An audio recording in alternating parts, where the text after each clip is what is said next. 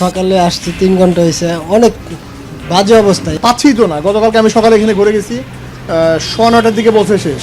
আমরা যারা অফিসগামী আছি আমার জন্য আরও কষ্ট হয়ে যায় জিনিসটা।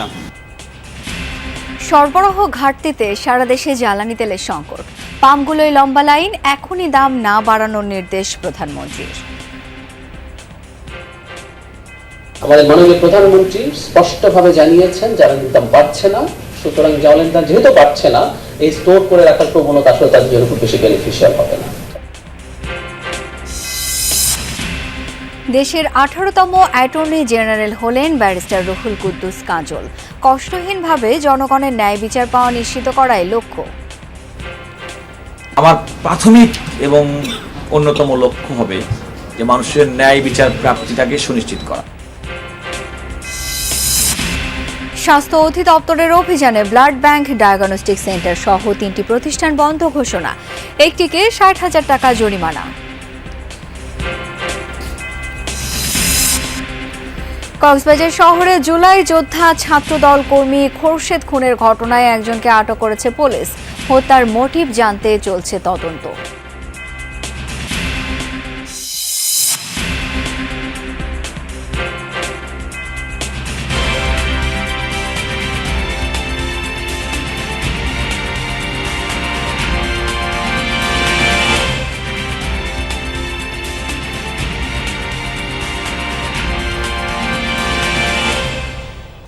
আমন্ত্রণ যমুনা নিউজে, আপনাদের সাথে আছি আমি শাওন দত্ত।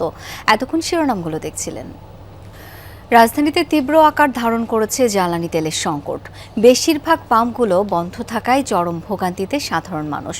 যেসব পাম্প খোলা সেগুলোতেও লম্বা লাইন, তেল নিতে ঘন্টার পর ঘন্টা অপেক্ষা করেও মিলছে না স্বস্তি। অনেকে রাতভর অবস্থান করেছেন ফিলিং স্টেশনগুলোর সামনে। সামান্য তেল সংগ্রহের আশায় কেটেছে নির্ঘুম রাত। সকালেও পাল্টায়নি সেই চিত্র। চালক ও সাধারণ ভোক্তারা বলছেন, মধ্যপ্রাচ্যে চলমান যুদ্ধ পরিস্থিতির জেরে সৃষ্ট এই সংকটে বিপাকে নগর জীবন। পরিবহন থেকে শুরু করে দৈনন্দিন কাজ সব জায়গায়ই পড়েছে নেতিবাচক প্রভাব। একটা সময় ছিল অফিসে যাওয়ার আগে আমি নাস্তা করবো, খাবো, এখন আমার ওইগুলো বাদ। এখন ফার্স্ট চিন্তা থাকবে আমার 1 সপ্তাহ ফুয়েল নিতে হবে আমাকে। আমরা যারা তেল নেই, প্রতিদিন ইউজ করি, 300-500 টাকার তেল দিলে আমাদের প্রতিদিন লাইনে আসতে হচ্ছে। এর জন্য যানজটটা বাড়তেছে। সকালে আসছি 3 ঘন্টা হয়েছে, অনেক বাজে অবস্থা। ইন্টারন্যাশনালের সমস্যা হলে তো আমাদের সমস্যা হবে, এই জন্য কোনো কমান্স নাই। Everything is okay. দেশের বিভিন্ন জেলায় জ্বালানি তেলের পাম্পগুলোতেও ক্রেতাদের দীর্ঘ লাইন। রেশনিং পদ্ধতিতে দেয়া হচ্ছে তেল। চট্টগ্রাম নগরের ফিলিং স্টেশনগুলোর বেশিরভাগগুলোতেই তেল না পেয়ে ক্ষোভ প্রকাশ করেছেন ক্রেতারা। হাতে গোনা কয়েকটি ফিলিং স্টেশনে তেল মিললেও রেশনিং করে দেওয়ায় গ্রাহকদের চাহিদা মিটছে না। পাম্পগুলোতে ডিজেল মিললেও চাহিদার তুলনায় কম। ডিপো থেকে তেল সরবরাহ না করায় বন্ধ রয়েছে নগরীর বেশ কয়েকটি পাম্প। দিনাজপুর এবং লালমনিরহাটেও একই চিত্র। দীর্ঘ লাইনে দাঁড়িয়েও তেল পাচ্ছেন না অনেকে। বিক্রেতাদের দাবি, ডিপো থেকে পর্যাপ্ত তেল সরবরাহ না হয় এমন পরিস্থিতি। সরকার বলছে যে পর্যাপ্ত মজুদ আছে, কিন্তু এখানে এসে দেখে আমরা তেল পাচ্ছি না। 200 টাকা দিচ্ছে, কোথাও কোথাও 500 টাকা দিচ্ছে, আর যেখানে মানে অনেক লম্বা লাইন। সমাধান কি হবে না? আমরা এইভাবে তেল নেবো, 200 টাকা তেল দিবে, 500 টাকা দিচ্ছে না, 200 টাকা তেল করে গাড়ি চলে। দর্শক, রাজধানীর বাইরের ফিলিং স্টেশনের খবরাখবর জেনে নেব। ফেনী থেকে এখন যুক্ত হচ্ছেন সহকর্মী আরিফুর রহমান। আরিফ, পাম্পগুলোতে কেমন চিত্র দেখছেন? গ্রাহকরা চাহিদা মতো তেল কি পাচ্ছে? শাওন, ফেনীতে 28টি পেট্রোল পাম্প রয়েছে। এর মধ্যে হচ্ছে যে বেশি সবকটিতে আসলে হচ্ছে যে অকটেন এবং পেট্রোল নেই, যার কারণে হচ্ছে যে যারা মোটরসাইকেল চালক রয়েছে তারা কিন্তু বিড়ম্বনায় পোহাতে হচ্ছে। এখানে বেশ কয়েকজন মোটরসাইকেল চালক এখন আমাদের সাথেও রয়েছে। আমি একটু তাদের সাথে একটু কথা বলবো, যে এখানে একজনের সাথে একটু কথা বলবো। আপনি কয়েকটি পেট্রোল পাম্পে গিয়েছেন, কি অবস্থা দেখেছেন?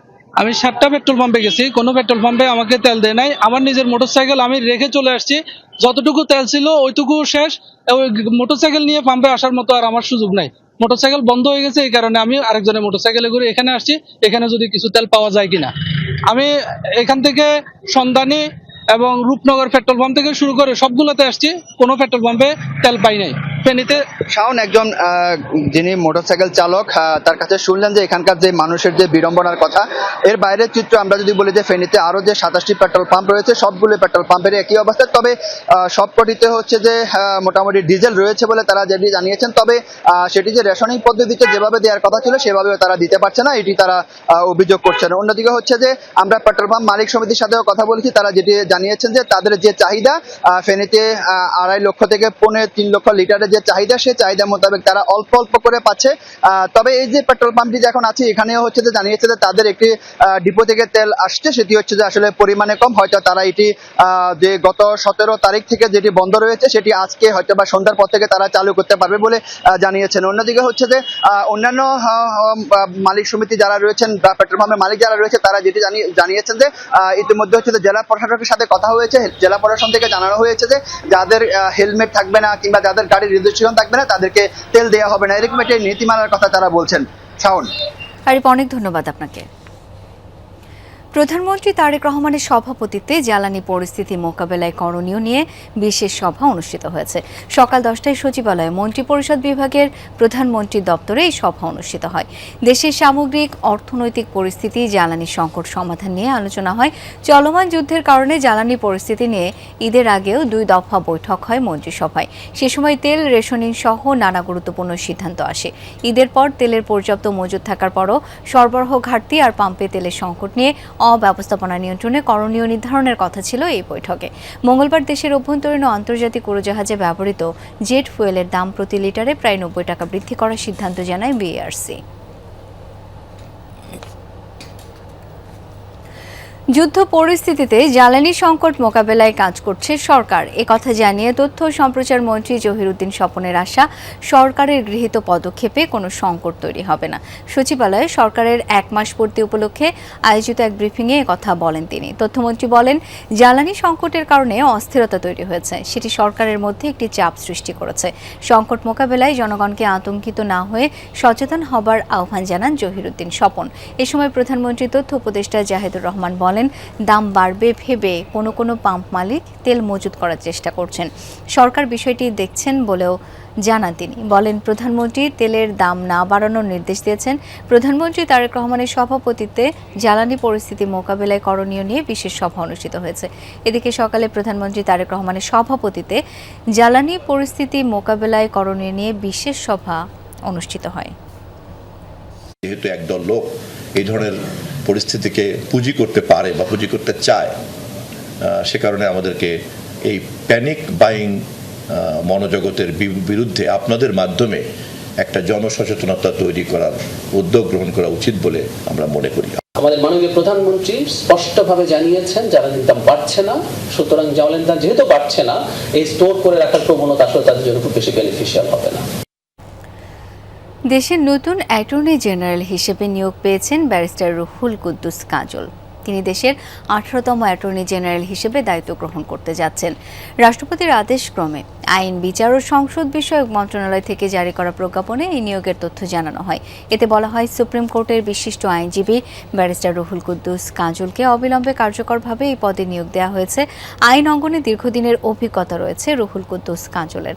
দুপুরে হাইকোর্টে নিজ চেম্বারে সাংবাদিকদের নানান প্রশ্নের জবাব দেন তিনি। জনগণ যেন কষ্টহীনভাবে ন্যায় বিচার পায় সেই লক্ষ্যে কাজ করার কথা জানান তিনি। এছাড়া সারা দেশের অ্যাটর্নি সার্ভিসকে আরও আধুনিক ও যুগোপযোগী করতেও কাজ করবেন বলে জানান নতুন অ্যাটর্নি জেনারেল। সর্বাগ্রে আমার লক্ষ্য এবং উদ্দেশ্য থাকবে যেন মানুষের সেই প্রত্যাশাটা পূরণ হয়, মানুষের ন্যায় বিচার প্রাপ্তির যে অধিকার সেটা যেন সুনিশ্চিত করা হয়। তো আমার প্রাথমিক এবং অন্যতম লক্ষ্য হবে যে মানুষের ন্যায় বিচার প্রাপ্তিটাকে সুনিশ্চিত করা। নানা অনিয়মের কারণে রাজধানীর চানখারপুলের 5টি প্রতিষ্ঠানে অভিযান চালিয়েছে স্বাস্থ্য অধিদপ্তর। এর মধ্যে একটি ব্লাড ব্যাংক ও ডায়াগনস্টিক সেন্টার সহ মোট 3টি প্রতিষ্ঠান বন্ধের সিদ্ধান্ত নিয়েছে স্বাস্থ্য অধিদপ্তর। একটি প্রতিষ্ঠানকে 60,000 টাকা জরিমানা করা হয়েছে। সকাল থেকে ঢাকা মেডিকেল কলেজ এলাকায় স্বাস্থ্য অধিদপ্তরের অভিযানে এই সিদ্ধান্ত নেওয়া হয়। একটি ব্লাড ব্যাংক প্রতিষ্ঠানটির ডায়াগনস্টিক সেন্টার ও ব্লাড ব্যাংকের লাইসেন্সের মেয়াদ নেই। ব্লাড ব্যাংকে পাওয়া যায়নি চিকিৎসক, এছাড়া পাওয়া যায় আরও নানা অনিয়ম। পরে প্রতিষ্ঠানটি বন্ধ করে দেওয়া হয়। একই এলাকায় আরেক প্রতিষ্ঠান প্রাইম টিজি ডায়াগনস্টিক সেন্টারেও অভিযান চালায় স্বাস্থ্য অধিদপ্তর। তাদের ব্লাড ব্যাংকের লাইসেন্স না থাকায় সেটিও বন্ধ করে দেওয়া হয়।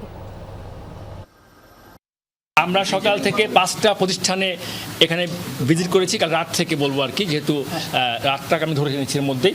তার মধ্যে আমরা একটা হাসপাতালে কার্যক্রম বন্ধ করেছি, একটা ডায়াগনস্টিক কার্যক্রম বন্ধ করেছি, আর একটা ব্লাড ব্যাংক আমরা সিলগালা করেছি, এবং এটার ব্যাপারে সিদ্ধান্ত আমরা এখন নিব। আইনশৃঙ্খলা পরিস্থিতির উন্নয়ন বর্তমান সরকারের সর্বোচ্চ অগ্রাধিকার বলে জানিয়েছেন স্বরাষ্ট্রমন্ত্রী সালাউদ্দিন আহমদ। সচিবালয়ে বাংলাদেশে নিযুক্ত সুইজারল্যান্ডের রাষ্ট্রদূত রেটো রেংলির সাক্ষাৎকারে তিনি এমন কথা জানান। বলেন, সরকার প্রকৃত সংসদীয় গণতন্ত্রের চর্চায় আগ্রহী। রাজনৈতিক দলগুলোর সভা সমাবেশ আয়োজনের গণতান্ত্রিক অধিকার আছে উল্লেখ করে তিনি বলেন, এই অধিকার চর্চায় জনদুর্ভোগ যেন সৃষ্টি না হয় সেদিকেও খেয়াল রাখতে হবে। এ সময় রাষ্ট্রদূত রেটো রেংলি পুলিশ বাহিনীর সক্ষমতা বৃদ্ধি ও পুলিশ সংস্কারে সুইজারল্যান্ডের পক্ষ থেকে সহযোগিতার আশ্বাস দেন। পারস্পরিক সহযোগিতা বৃদ্ধির বিষয়ে মন্ত্রী বলেন, মানি লন্ডারিংয়ের মাধ্যমে পাচার হওয়া অর্থ ফেরত আনার ব্যাপারে সুইজারল্যান্ড তাদের সহযোগিতা জোরদার করতে পারে।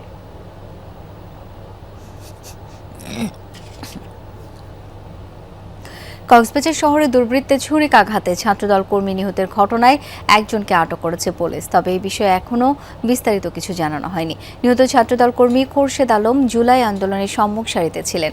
গত রাত 10:30টার দিকে জুলাই আন্দোলনে সহযোদ্ধা তারিনকে নিয়ে কবিতা চত্বর পয়েন্টে যান খোরশেদ। তারিনের দেওয়া তথ্য অনুযায়ী পুলিশ জানায়, সময় হঠাৎ 2 যুবক এসে খোরশেদকে ছুরি ধরে টাকা ও মানিব্যাগ দাবি করে। এক পর্যায়ে তারা খোরশেদকে এলোপাথারি ছুরিকাঘাত করে পালিয়ে যায়। পরে তারিন সহ স্থানীয়রা খোরশেদকে উদ্ধার করে হাসপাতালে নিলে চিকিৎসক তাকে মৃত ঘোষণা করেন। মৃত্যুর খবর ছড়িয়ে পড়ার পর ছাত্রদল সহ বিভিন্ন সংগঠন মধ্যরাতে বিক্ষোভ করে। ঘটনার পর তারিন সহ 4 জনকে জিজ্ঞাসাবাদের জন্য হেফাজতে নেয় পুলিশ।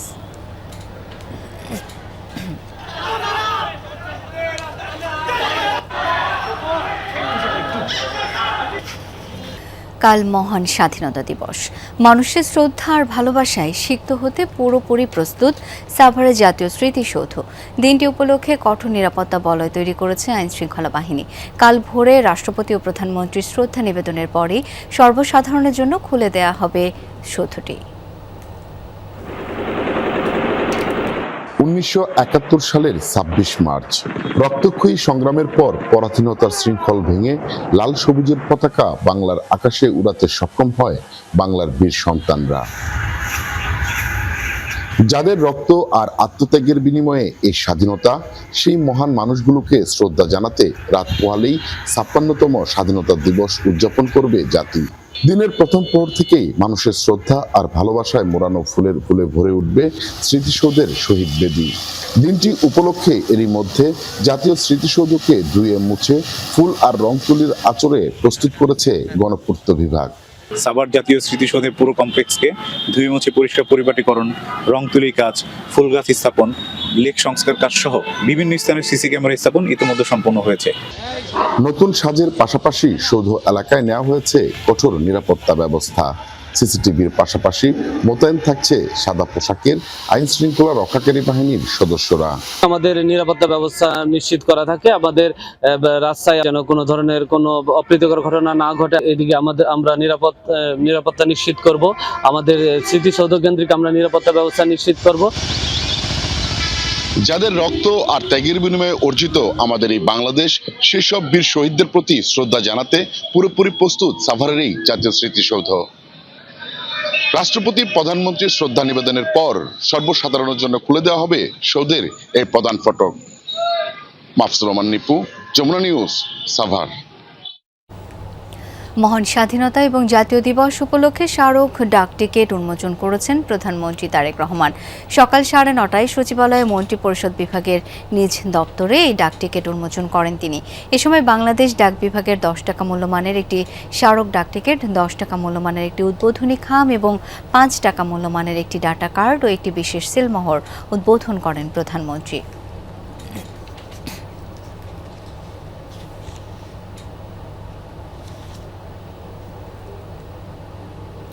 আর্থিক খাত সংস্কারের বিষয়ে সুনির্দিষ্ট রোডম্যাপ জানতে চায় আন্তর্জাতিক মুদ্রা তহবিল IMF। ঢাকা সফররত প্রতিনিধি দল দুপুরে বাংলাদেশ ব্যাংকের গভর্নর মোস্তাকুর রহমানের সাথে সাক্ষাৎ করেন। 3 সদস্যের প্রতিনিধি দলের নেতৃত্ব দেন এশিয়া ও প্রশান্ত মহাসাগরীয় অঞ্চলের পরিচালক কৃষ্ণা শ্রীনিবাসন। রিজার্ভ ফান্ডের পরিস্থিতি ও মুদ্রা বিনিময় হার সহ আর্থিক খাত সংস্কারে অগ্রগতি নিয়ে সন্তোষ প্রকাশ করে IMF। অর্থনীতির বিভিন্ন সূচক ইতিবাচক থাকায় কিস্তি ছাড়ে বাধা নেই বলে আশাবাদী বাংলাদেশ ব্যাংক। গতকাল এই প্রতিনিধি দল প্রধানমন্ত্রী তারেক রহমানের সাথেও দেখা করেন। এ সময় উপস্থিত ছিলেন অর্থমন্ত্রী আমির খসরু মাহমুদ চৌধুরী ও প্রধানমন্ত্রীর অর্থ উপদেষ্টা রাশেদ আল মাহমুদ তিতুমির। স্প্রিং মিটিং এর পরে ওনারা যেভাবে আসে, ওদের যে একটা রিভিউ টিম আসে, ওনারা আসবেন, ওনারা এসে এই সিচুয়েশনসগুলো পর্যালোচনা করে তারপর পরবর্তী কিস্তিগুলো ছাড় করার বিষয়ে ওনারা সিদ্ধান্ত নেবেন। মালয়েশিয়ায় কর্মী পাঠিয়ে 119 কোটি টাকা আত্মসাতের মামলায় সাবেক সেনা কর্মকর্তা মাসুদ উদ্দিন চৌধুরীকে গ্রেপ্তার দেখানোর আবেদন করেছে দুদক। বুধবার মামলাটি তদন্ত কর্মকর্তা দুদকের সহকারী পরিচালক মোহাম্মদ আবুল কালাম আজাদ এই আবেদন করেন। আসামির উপস্থিতিতে এই সংক্রান্ত আবেদনের উপর শুনানির জন্য আগামী 9 এপ্রিল ধার্য করেছেন ঢাকার সিনিয়র স্পেশাল জজ আদালতের ভারপ্রাপ্ত বিচারক মঈনুদ্দিন চৌধুরী। দুদকের প্রসিকিউটর দেলোয়ার জাহান রুমি এই তথ্য নিশ্চিত করেন। এর আগে গতকাল মঙ্গলবার রাজধানীর পল্টন থানার মানব পাচার সংক্রান্ত এক মামলায় মাসুদ উদ্দিন চৌধুরীকে গ্রেপ্তার দেখানো হয়। পুলিশের আবেদনের পরিপ্রেক্ষিতে এই মামলায় তার 5 দিনের রিমান্ড মঞ্জুর করেন আদালত।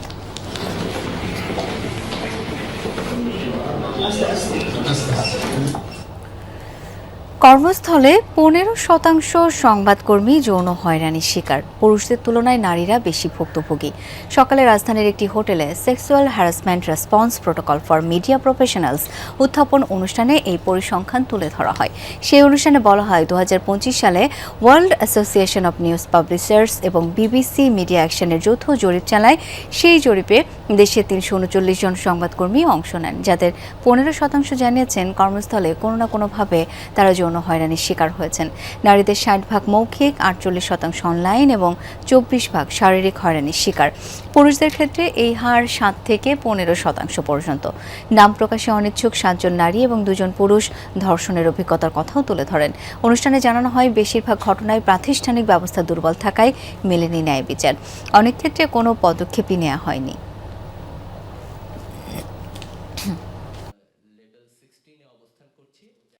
যে কোনো কর্মক্ষেত্রে যদি নারীর সহায়ক পরিবেশ না পাওয়া যায়, আসলে সেই সেক্টরে নারীর পার্টিসিপেশনটা বা এনগেজমেন্টটা সম্ভব না। One of the major factor যে জন্য হয়তো বা যে এখানে ফিমেলদের যে এনগেজমেন্টটা হয়তো সেভাবে আমরা মেকশোর করতে পারছি না। হয়তো ভালো এক্সাম্পল যখন তৈরি হবে, আমাদের আসলে কি হয়েছে, আমাদের অসুস্থ কম্পিটিশন তৈরি হয়েছে।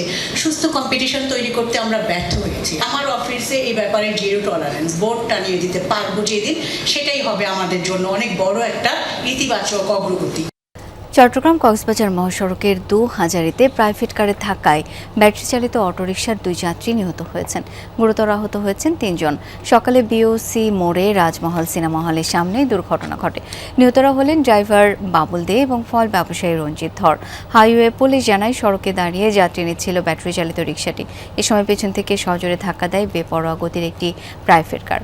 আহত অবস্থায় 5 জনকে উদ্ধার করে হাসপাতালে নেয়ার পর 2 জনকে মৃত ঘোষণা করেন চিকিৎসক।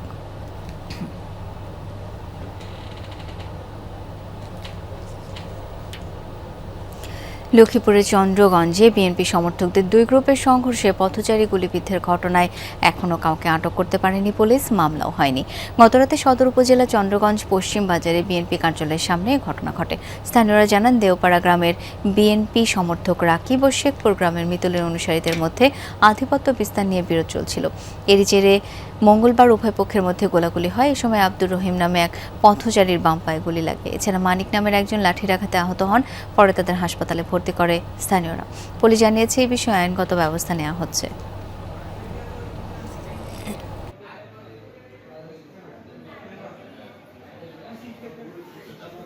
অন্তর্বর্তী সরকারের সময়ে জারিকৃত 133টি অধ্যাদেশেই সংসদে বিল আকারে উত্থাপন করা হবে বলে জানিয়েছেন সংসদীয় বিশেষ কমিটির সভাপতি অ্যাডভোকেট জয়নুল আবেদিন।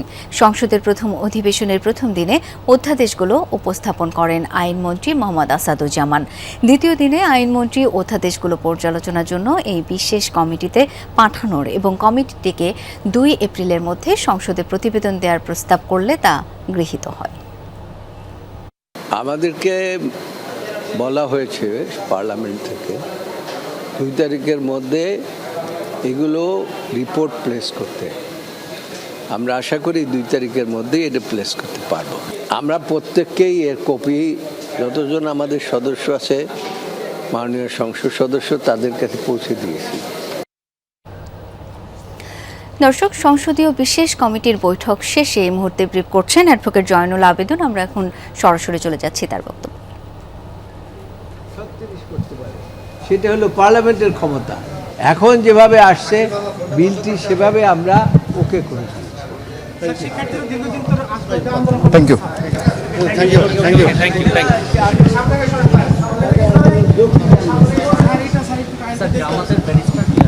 নজিবুর রহমান।